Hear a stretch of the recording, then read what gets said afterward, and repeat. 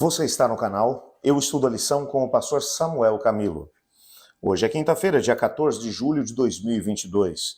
E o tema que estudaremos em nossa lição da Escola Sabatina será Provação pelo Fogo.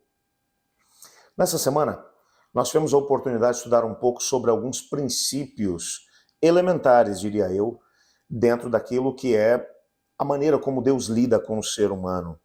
Todas as provações, as dificuldades que acabamos enfrentando, como dar resposta a essas questões, como conseguir ultrapassar essas dificuldades e esses problemas.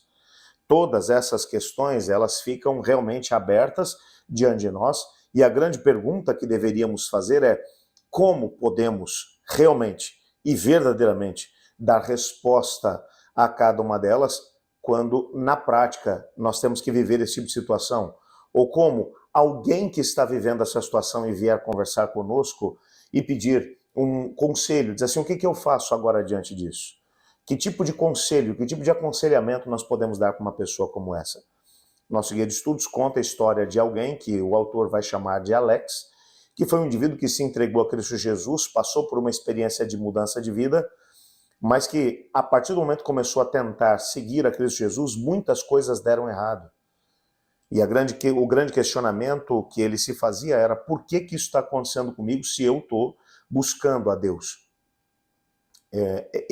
Esse personagem que vai aparecer aqui no contexto da lição é um personagem que ele pode aparecer sob várias formas, por assim dizer, na nossa vida cotidiana, enquanto vamos encontrando pessoas boas que passam por momentos de dificuldade e provação. E quando olhamos, por exemplo, para a própria história de Jó, um homem que é descrito como íntegro, reto, que temia Deus, se desviava do mal. E num só dia, ele não apenas vai à bancarrota, ele vai à falência, como também perde todos os filhos. E para piorar a situação, um pouco depois, ele ainda acaba passando pela experiência triste de ficar doente com uma doença terminal. Como é que você explica? Que tipo de explicação a gente pode dar para uma pessoa assim? Quando você olha para o livro de Jó, é muito interessante a situação, porque no decorrer de todo o livro, Jó vai perguntar a Deus: Senhor, eu estou passando por tudo isso, por que você não me deixa morrer? Eu temo o seu nome, eu não vou abandonar o seu nome. Eu só quero morrer, me deixa morrer, por que você não me deixa morrer? E quando Deus vem e se apresenta diante de Jó, o Senhor Deus vai fazer 72 perguntas para Jó, mas não vai dar nenhuma resposta.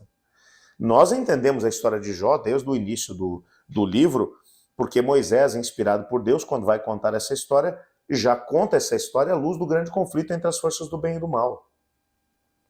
Mas imagine para Jó como foi difícil tentar ou viver aquela situação. Pense, por exemplo, na esposa de Jó, como foi difícil para ela estar ao lado de Jó, ver tudo aquilo acontecer e ainda manter a sua fé em Deus. Pense como deve ter sido difícil para os amigos de Jó, indivíduos tementes a Deus, vendo tudo aquilo acontecer e tentar entender o que estava acontecendo. Esses elementos só mostram para a gente uma coisa: nem tudo aquilo que a gente vive nesse mundo tem explicação. Nem tudo aquilo que a gente vive aqui nesse mundo pode ser explicado à luz de argumentação filosófica ou até religiosa. Às vezes a única coisa que sobra para a gente é um elemento abstrato, mas que faz toda a diferença na vida da gente, que é um elemento chamado fé. Como entender esse tipo de situação? A não ser que aquilo que a gente estudou na lição de ontem seja uma realidade, quando você entende que o teu coração precisa estar cheio de esperança no Senhor. O Senhor nunca prometeu que nós viveríamos uma vida de felicidade aqui nesse mundo. O que Ele prometeu é que Ele estaria conosco mesmo que passássemos pelo vale da sombra da morte. E Ele não mente. E Ele vai permanecer conosco até o fim dos tempos. Afinal de contas, a última frase que Ele disse antes de subir ao céu foi: eis que estou convosco todos os dias até a consumação do século. Isso Ele prometeu. Mas um pouco antes, na quinta-feira à noite da última semana dele aqui na terra com os discípulos, antes que ele pudesse ser preso e crucificado, ele disse para os discípulos: olha, no mundo vocês vão ter aflições, mas tenham bom ânimo, porque eu venci o mundo. E através da vitória dele, nós também podemos ser vitoriosos. A promessa que ele faz não é de que nós não teremos dificuldade de problema. A promessa que ele faz é de que, junto com a provação que virá sobre nós, seja ela de que origem for, Ele nos dará o poder proporcional para vencer essas provações. Então, às vezes, a melhor postura que nós poderíamos tomar diante de pessoas que estão sofrendo à nossa volta não é a postura de tentar explicar o porquê que você está sofrendo. A melhor postura seria falar sobre a esperança em Cristo Jesus e a certeza de que viveremos num mundo onde não haverá dor, nem sofrimento, nem morte. Até lá, a promessa que a gente tem, o poder necessário para vencer essa provação, nós temos da parte do Senhor Deus. Vamos orar pedindo a Deus para que nos ajude a viver essa realidade e, ao mesmo tempo, ser pessoas capazes de ajudar aqueles que estão passando por provações.